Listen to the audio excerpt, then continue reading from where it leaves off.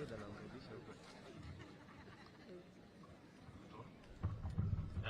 you. Waombolezaji wote mjambo. Viongozi wa kanisa, viongozi wa aina mbalimbali, na wale IEBC officials ambao wako hapa, commissioners wa IEBC ambao wako na mimi, nawasalamia kwa jina ya Bwana. Mjambo tena. Ningependa washukuru wale ambao wamesimamia, especially yule ambaye ametupatia neno la Bwana leo, mchungaji.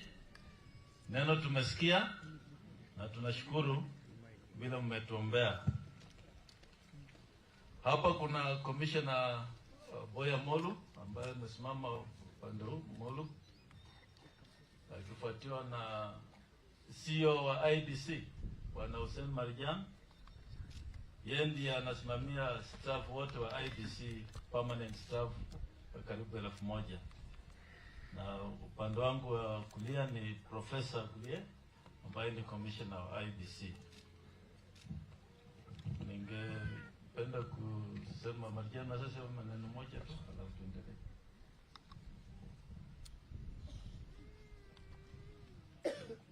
Asante sana mwenyekiti wa Tume ya Uchaguzi na Mipaka Bwana WAFULA Chebukati,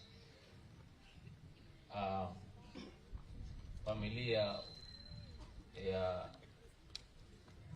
ndugu yetu ambaye amefariki Bwana Daniel Musyoka, waombolezaji, wahubiri, waheshimiwa ambao wamealikwa,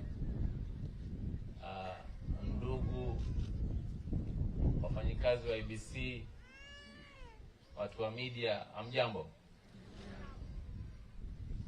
Kwanza ningependa kumshukuru Mwenyezi Mungu ambaye ametupatia nafasi hii ya kuwa sote tuko hai mpaka sasa.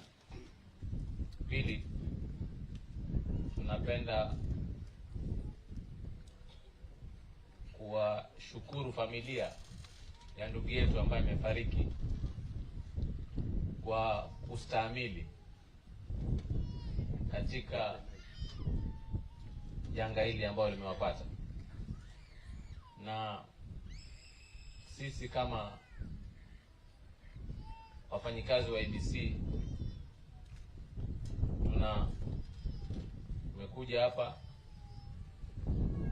kuomboleza nao na kuomboleza na marafiki na jamaa na watu wote ambao wamekuja katika mazishi haya. Kwa kweli Mwenyezi Mungu ndio mkubwa wa mipango yote, na Mwenyezi Mungu asimami na wale watu ambao ni madhalimu, wale watu ambao wanadhulumu wengine. Kwa hivyo sisi ni kumshukuru Mungu kwa kutupatia hali hii ya utulivu, na tunaomba amani. Tunaomba mwenzetu huyo ambaye ametuacha, Mungu amweke mahali pema. Na nazungumza hivi kwa niaba yangu na niaba ya wenzangu wote hapa, lakini pia sitaki kumaliza kwa sababu kuna wakubwa wangu ambao pia ningependa waongee. Kwa sasa nasema asanteni sana kutupatia nafasi hii. Thank you. I know the many staff of IEBC here. I'm told they have their own program. So I'll go straight to read the tributes from the commission. We are gathered here today to bid farewell to Daniel Musyoka, our senior election officer and a constituency returning officer who was found murdered on 15th of August 2022, just 6 days after the 9th August general elections. Musyoka, as we fondly knew him, has successfully conducted elections in EMBAKASI East a station that he had served from April 2022. Before his last tour of duty, Mr. Musyoka had served at the IEBC for 10 years, having first been appointed as Constituent Election Coordinator for Kilome constituency in 2010. He was later transferred to North Hor in 2013, Machakos Town in 2015, and Kajiado South in 2017. The IEBC family mourns a distinguished, capable, and competent officer. Mr. Musyoka was a very effective and professional election official, an amiable gentleman, a family man, and notably an outstanding patriot who has paid the ultimate price in the course of executing a key national duty. The IEBC and the country have lost a huge resource in a man who had become a highly dependable electoral manager. In the first half of the last century, Ernest Hemingway wrote a novel titled For Whom the Bell Tolls. It is a sad tragedy that in this country, the answer to this question seems to be that the bell tolls for the election officer of the IEBC every 5 years. I ask and I wonder, why must an election officer be murdered after every general election? Whose gods do we anger by performing our sacred constitutional duty? Which earthly deities do our good deeds and duties so grievously offend? 5 years ago, we lost our ICT manager, Chris Musando. A week ago, we have lost our returning officer, Daniel Musyoka, who now lays before us and the nation. Their only crime is that they serve this nation diligently and honestly from their workstations at the IEBC. Is Kenya's political rivalry and brinkmanship worth the life of good men like Musyoka and Musando before him? My fellow countrymen and women, we cannot continue like this. We cannot make working for IEBC a death sentence, a place where honest professionals will shine. Our job is to prepare a register of voters, not to prepare a register of our murdered staff members.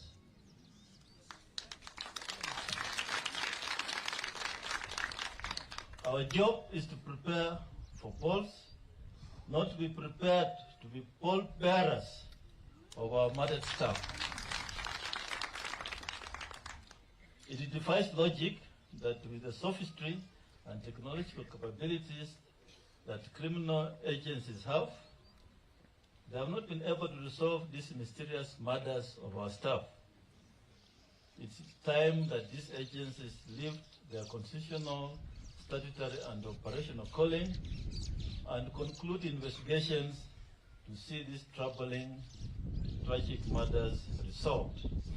For as long as these matters remain unsolved, they will not only create an environment and culture of intimidation, but it also embolden the impunity of the perpetrators of these heinous acts.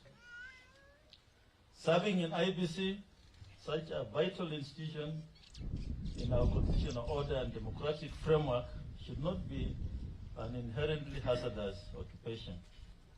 If the staff and the independence of Kenya's institutions and commissions are not vehemently protected, the institutions will increasingly attract honest and talented men and women of integrity, which will have disastrous consequences to our democracy. My fellow countrymen and women, if we do not stop the bell from tolling for IEBC, the bell shall surely toll for all our independent institutions and the country at large. Kenya is not a failed state, and we must refuse to believe that ours is a country where the rule of law can be suspended at will during the election period. In the interest of justice and for the sake of the families of our slain staff, as well as our institutional interests, as IEBC, we demand a comprehensive statement of the state of investigations of these murders. The abduction and execution of IEBC officers such as Musyoka, whom we mourn today, fits into an unfortunate pattern of harassment and intimidation of IEBC staff. In this general election, the abuse of staff reached a very unimaginable scale. In an incident never witnessed before, Commissioner Professor Gulier, Commissioner Molu, and Mr. Marijan, the CEO, and myself were physically assaulted and injured at the National Tallying Center, that's at the Bomas of Kenya. These shameless attacks, amounting to election offenses, were perpetrated by, among others, persons regarded as national leaders in the full view of the whole nation and the whole world. To date, no one has been arrested for crimes committed against senior constitutional office holders seen live on national television. Further to date, I'm yet to hear of any human rights group or defenders condemn the heinous act that occurred at the Bomas of Kenya on 15th of August. If the leadership of IEBC can be attacked in public, where there was heavy security, one cannot begin to imagine the peril of the IEBC staff suffer or go through tucked away in the corners of the country. I call upon the Inspector General of Police, the Director of Criminal Investigations, and the Director of Public Prosecutions to move with speed to investigate and charge the perpetrators of these election offenses, which were geared towards subverting the will of the Kenyan people. IEBC staff have suffered physical body attacks, threats to their persons and families, intimidation, and lawful arrests that can only be termed as abductions. In Eldas constituency, a presiding officer, Mr. Mohammed Kanyare, was shot by assailants, leading to amputation of his leg. Kanyare is still in hospital, and we wish him a quick recovery as we take solace in the fact that his life was spared. It must not be lost to the nation the litany of woes that some members of the IEBC and staff have had to suffer in the course of their duties. We have been subjected to extremely negative ethnic profiling, irascible and unrelenting cyberbullying in the social media, including the creation of phantom and fake social media accounts of returning officers. We have suffered incessant verbal abuse and harassment from some politicians and their henchmen. We have faced blunt attacks and at polling stations, tallying centers, where lives and limbs have been lost. My fellow countrymen and women, this scorched earth mentality to electoral processes that is perpetrated by leaders does not sit with the aim to sound a democratic practice and order. It gravely offends common human decency. It deeply undermines our sense of humanity and self-respect. It's wrong. It is shameful. It must stop. Elections are not and should not be war. They are merely a democratic device for choosing our leaders. I wish to most sincerely thank from the bottom of my heart and from the Commission, brave members and staff of the Commission who gallantly defend democracy in the face of adversity. Men and women who choose to still march on for liberty when turning back was a more comfortable and safer option. Those who stood up for virtue, even as they were tempted by corrupt individuals masquerading as leaders. I salute the commissioners and staff who exhibited uncommon valor when our ideals as a commission were put to test. For the sake of our country, we must continue to hold the line. For this is the true price of freedom and liberty. And if anyone thinks that the IEBC will cut and run, they are mistaken. We are acutely aware of our constitutional mandate and the oath of office that we have subscribed to and pledged to discharge to the best of our abilities. To the family of Daniel, Mrs. Tabitha Mbolo, the young children Prudence and Isaac, the parents Mr. and Mrs. Musyoka and Zuki, and the entire family, on behalf of my family and on behalf of the entire IEBC family, there are no words that can diminish the loss that you feel.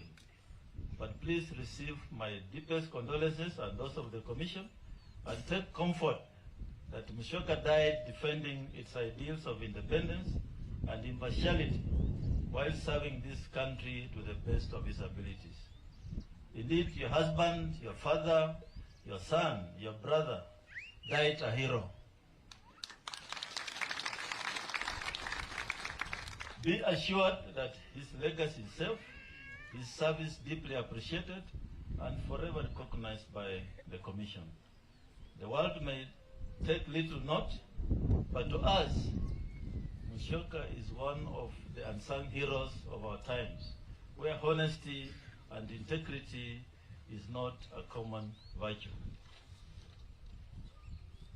Yes, the bell may have tolled for Musyoka and Musando before him, unless the Inspector General of Police, Director of Criminal Investigations, and DPP put an end to these crimes at every general election.